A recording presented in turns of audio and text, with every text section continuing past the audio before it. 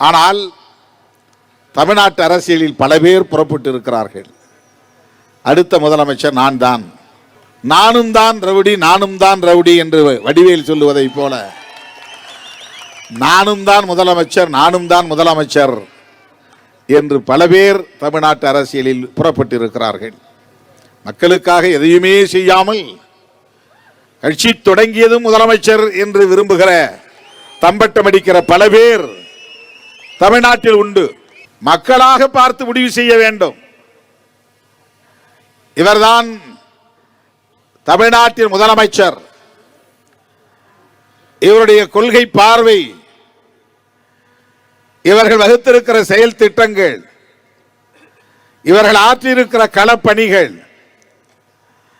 இவர்களின் தியாகம், இவர்களின் கொள்கை உறுதிப்பாடு, இவற்றையெல்லாம் நாங்கள் சீர்தூக்கி பார்த்ததில் இவர்தான் எங்கள் முதலமைச்சர் என்று மக்கள் முடிவு செய்ய வேண்டும்.